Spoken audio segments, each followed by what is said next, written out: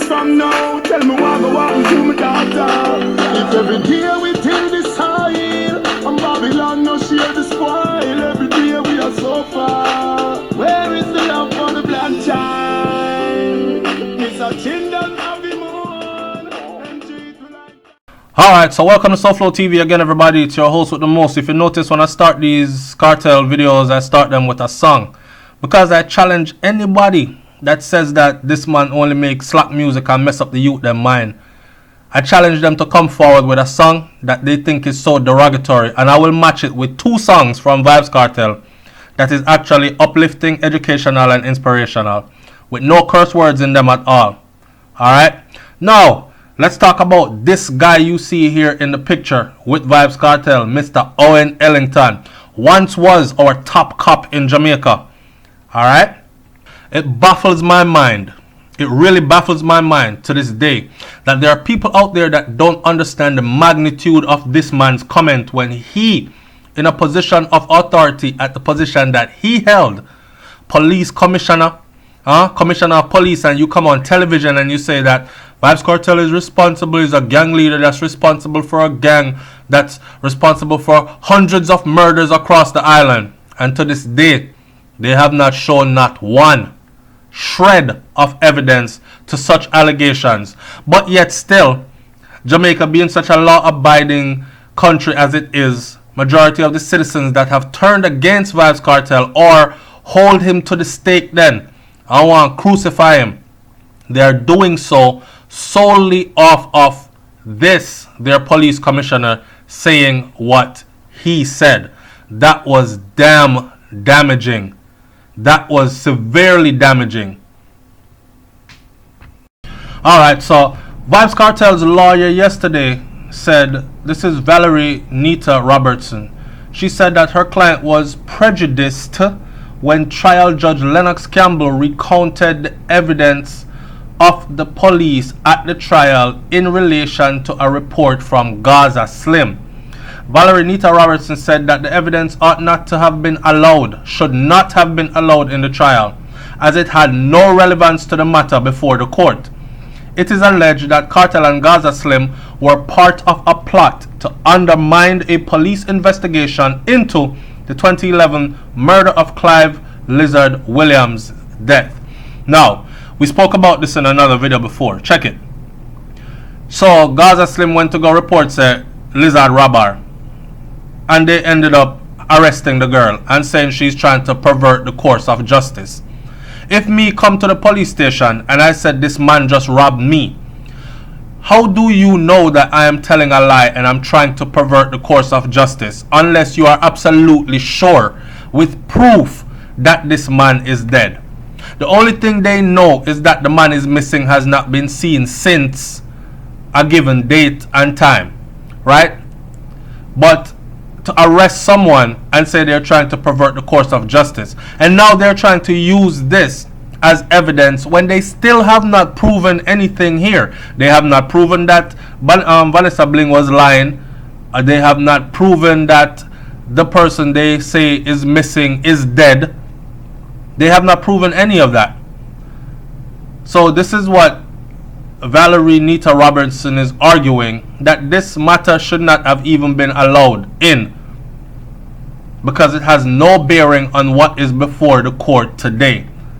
Gaza Slim has since changed her stage name to Vanessa Bling. Allegedly turned up at the police station. This is what happened then. Allegedly turned up at the police station to report that Clive Lizard Williams had robbed her in a move that they said was to sidetrack the police who were investigating his murder at the time.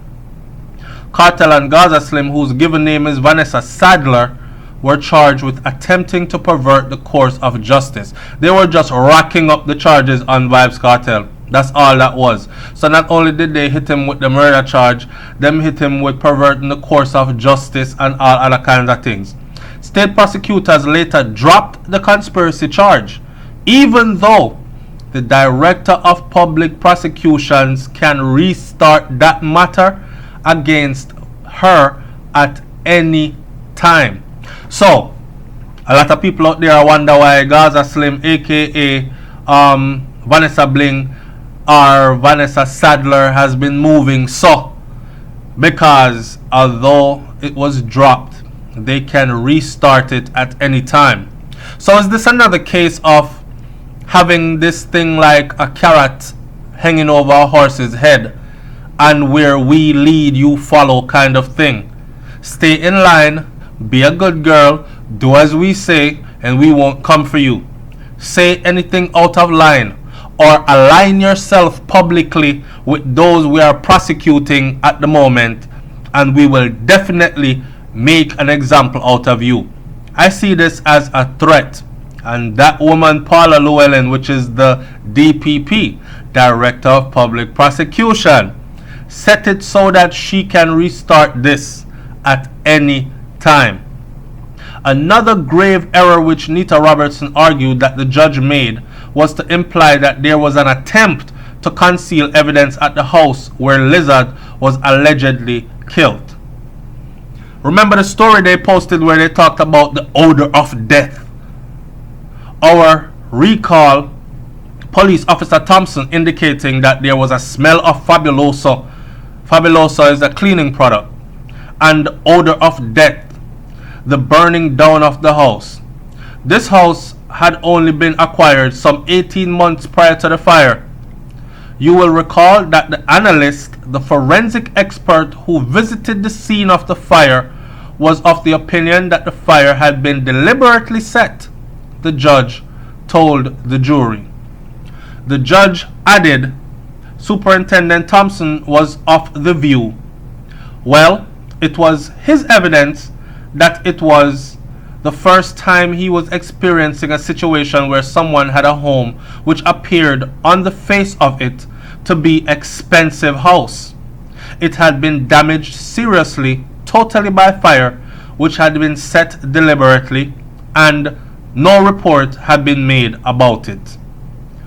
Kartel, whose given name Adidja Palmer, Sean Storm, whose given name is Sean Campbell, and their co-accused co-convicts, Kahira Jones and Andre St. John, are seeking to have their 2014 convictions squashed.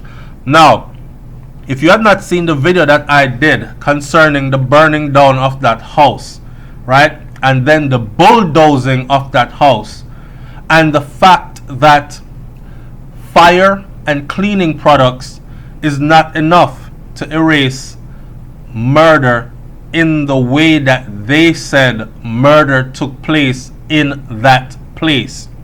So they go about hyping up the crowd and talking about a smell of death and a stench and an odor, and pitching and patching one thing to another thing, and it still is not adding up, because they have bulldozed the house and done away with the rubbles. So proper forensic experts cannot go in there and get proper evidence anymore. Now we must solely rely on word of mouth and take these incompetent police officers' words to be facts. Nita Robertson, like her fellow attorneys, said that the evidence indicate that Kartel's phone, which were used in the trial, were also tampered with while in custody of the police.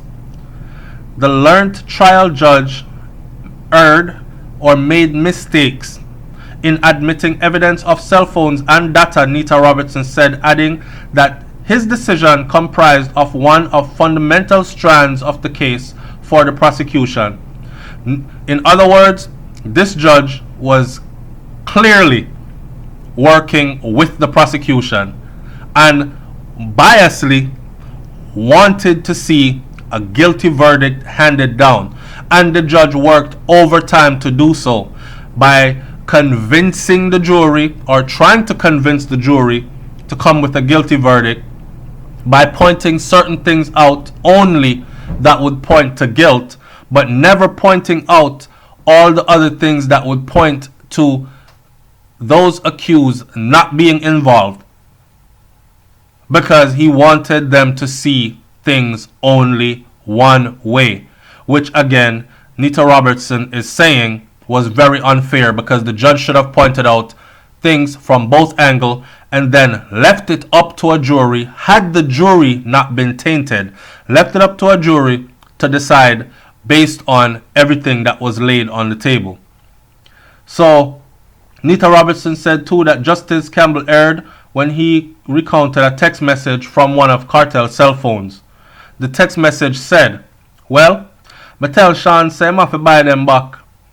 I want to tell you say, me still give him a new 4-5 when me just get for go and watch him head. And tell him say any man this, it had the same treatment." That is what the message read. Nita Robertson said that that message had absolutely nothing to do with the case and was just prejudicial, was thus prejudicial to the case.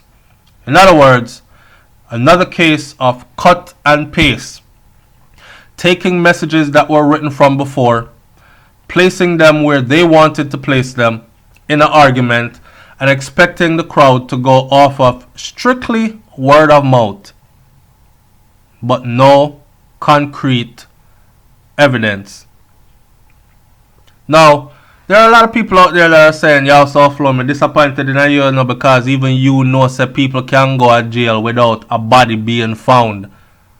Even you know that circumstantial evidence is real." This is not the channel where we agree with each other all the time. But this is the channel where I do challenge you to disagree respectfully. Circumstantial evidence is never real. In my eyes, it's a loophole which the law can use. Circumstantial evidence can be made up evidence.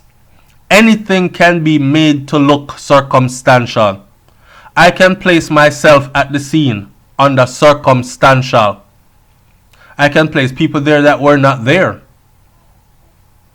I can take text messages, old text messages, retext them and put them where I need to put them and make them look circumstantial in relating to the case as it sits now, when in truth those messages have absolutely nothing to do with what's going on right now. It still baffles my mind today that people are willing to just believe what they're told and to just go with the flow because it's easier.